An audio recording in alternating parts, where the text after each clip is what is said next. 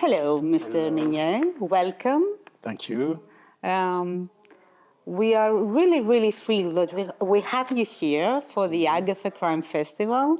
Is this the first time you come in Athens for a crime festival or for a book festival? Absolutely. It's the first time I come in Athens for any reason. Okay. I know a bit Greece, but as a tourist, I was in Paros, Naxos, place like Cyclades, but Athens is the first time. We learn a lot of Athens at school, but it's the first time I come here. Okay. And where do you live? I live close to Paris, near Paris, very near to Paris, but in a house with a garden. Yeah. I know that you grew up somewhere away from Paris. Oh, sorry? Where did you grow up? Where you were as a kid? Very far from Paris. I grew up at the foot of the Pyrenees Mountains. Yeah. That means the extreme south of France. After it's Spain. Also, Flaubert was saying about the Pyrenees. After it's Africa.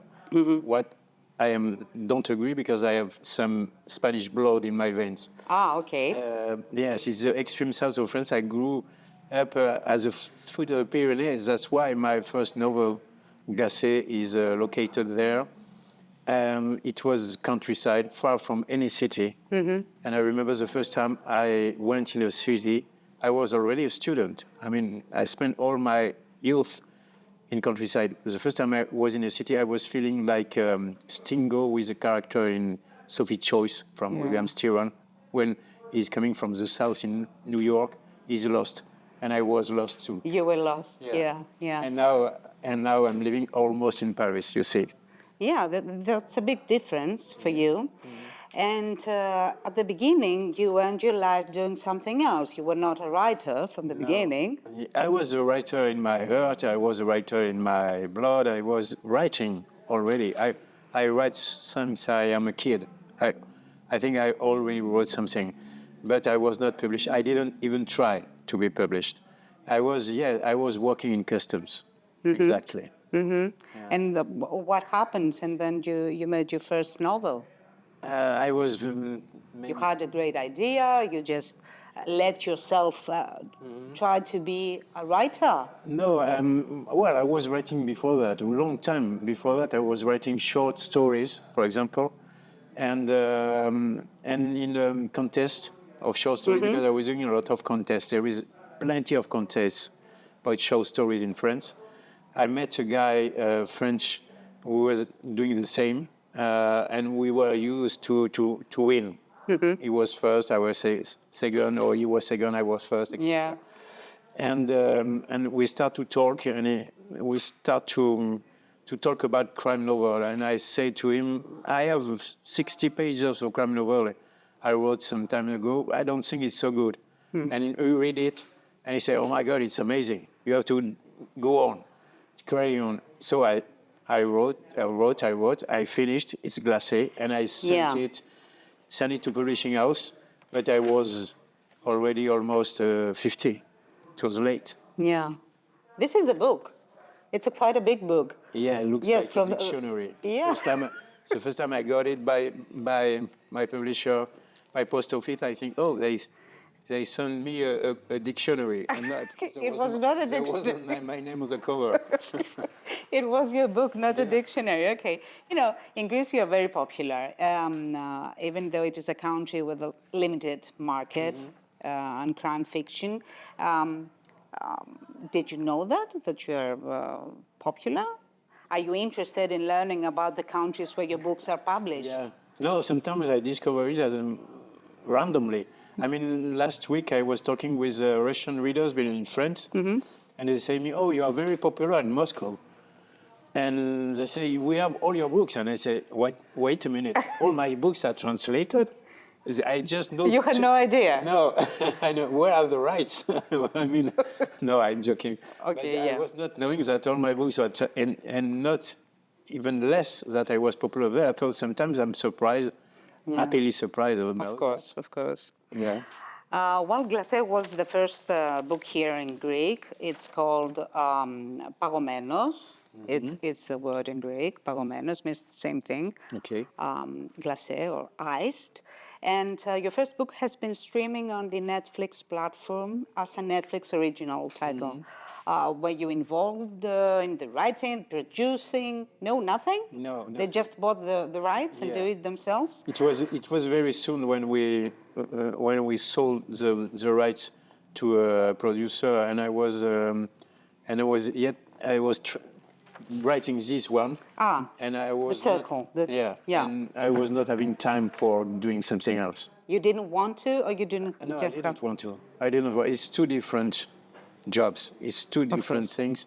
I'm not. I have done some stuff for television now after many years, but it was a beginning, and I was so anxious to know if my second book would have the same success as the first one that I didn't want to focus on to get involved with something else. Everything. Do you think that a platform like Netflix or the other platforms helps to spread a book, a project, or I suppose. your name? You suppose? But not so. Not so. I mean, the success didn't come in France because of Netflix. It was before. Well, I have the idea, well, I don't know if you agree. Do you think crime fiction writers sometimes have in mind to put elements into the book that will help the adaptation into a miniseries? No. No. No, I don't care. You don't do it. I don't You don't care. I don't care about critic. I don't care about journalists. I don't care about readers. I just write what I want to write, and what I want to read, because I'm a reader before being an author. So I write the kind of book I like to read myself. I put all the ingredients, like somebody said, I cook the kind of dish I like to eat. Yeah. That's what I do. This is great. Okay. Well, how did you make the decision to become a writer? Because I was tired of my previous job. I needed to change, and I don't know anything else to do in life than writing. That's maybe what I am in better, and I tried, and it worked. And I like to play with my readers. I like to write this kind of novels. So it was a big change, but for the best. Sometimes I think that we have a lot of life parallels, like they say in physics. Okay. Like there is some universe, there is an universe where I'm a writer, and there is another where Parallel universe, yeah. Parallel universe when I'm still working in custom. Oh, no, okay. And luckily today I'm in the right one. Okay, that's very good. Yeah. Do you afraid that sometime you will wake up and you will be at the other universe? No, I think it's another part of me. It's another me who is living in this universe. Okay, thank God, thank God. Okay, you don't have this fear. No. Good. Well, would you like to talk about the differences between Northern European polar and Mediterranean noir? Wow, that's difficult. I don't know all literature in Mediterranean noir. Of course. I know very well the Spanish one, for example. And I think, I don't know if French noir can be considered like Mediterranean noir, but I think there is big difference between South and North. I love Scandinavian noir. I love Jonesbo. Jonesbo. I love Ingi Mankell was a wonderful writer. I wrote a lot. Majoal and Perwalu too. But I think there is a kind of coherence, not uniformity, but they have all something in common. Okay. They are all describing the social side, the black side of the social paradise they are supposed to have. I think what is common to French and Spanish crime novel, the diversity. You have a lot of different universe. You have a lot of different voices. You have a lot of different subjects and a lot of different universe. I think the diversity is really what is defining French noir and Spanish noir, and maybe Italian too. When all the North part is more. Like black and white, and in the Mediterranean it's more colorful. Yeah. And I think we are all different because we are more chaotic people, and we don't like the rules. So we. Yeah, I guess you don't like the yes. rules. Yeah. Well, because you said something about Joe Nesbo, when I was reading about you on the Google, I saw somewhere in some publication you were called the Nesbo of France. Who said that? I didn't know. I just found it somewhere, and I found it was really, really funny. Do you feel like a rock star? No. Nesbo is a rock star. Yeah, well, Nesbo is really a rock. No, we are just translated in the same publishing house in Norway. Mm-hmm. That's a big one, of course. And luckily, the last novel that was published there 2 months ago was number one, mine, I mean. Yeah. So to be number one in Joe Nesbo country is cool. But of course, he was not publishing in this month because it's impossible to... But anyway, you're not a rock star. You're just number one. No, I'm not a rock star at all. But I love Joe Nesbo. I love his work. Yeah. I find it very interesting. Very interesting, yeah. And very rich, very deep, very powerful, and yeah, it's an amazing author. Yeah. Well, your Martin Servaz is a regular guy doing a dark and difficult job. Yeah. Could he be the anti-hero among famous detectives? He doesn't have a great mustache. He's not brilliant as a Sherlock Holmes. He's not, I don't know, exotic like someone else, like Montalban. I don't know. What is going on with this guy? He's the anti-hero detective. I wanted normal. What I didn't want to fall in is in cliché, in stereotypes. Mm-hmm. I didn't want to create a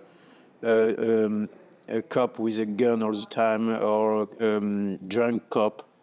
Yeah. It's well done by some, but it's very done. Very masculine and very, you know. Or mustache, but it's a mustache. It's a long time ago. Yeah. I just want a guy that my readers could know as a family, as a friend, as a neighbor. Mm-hmm. Some guys that they understand. Mm-hmm. That's the first thing I wanted, that they understand this character. That when he is thinking, when he's acting, they understand why he think that, why he do that.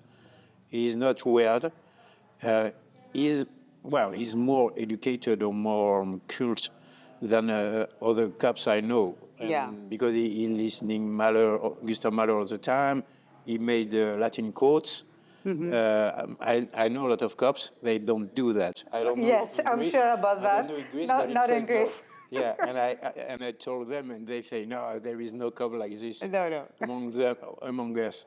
But apart this aspect of his personality, he's a normal guy. He's afraid. He's sometimes depressed or sad. He's not specially fighting. He's thinking, a lot, of course, because if he doesn't do, he will not solve anything. But for the rest, that's really what I wanted. A normal guy who has to face extraordinary circumstances, and dangerous situations. Yeah, realistic. Yeah, I try to be. I try to be. It is. Maybe it's too much realistic. It's never too much. Never too much. Can always be harder and harder and more realistic. I know. Well, which book did you bring with you in your suitcase here in Athens? What are you reading now? And this guy I'm reading now. Christos Markogiannakis' book. I'm reading his last novel published. Is amazing. He's talking about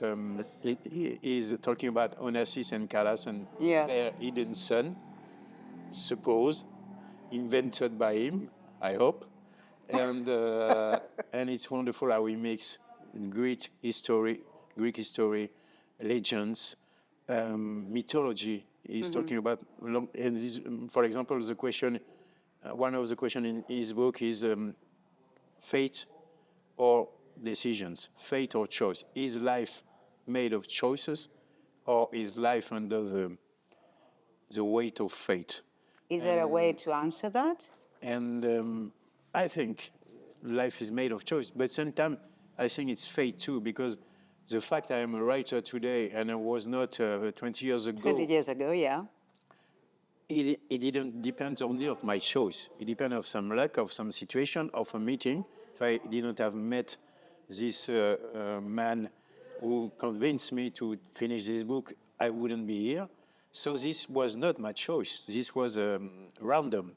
So I think it's a mix of fate and choices.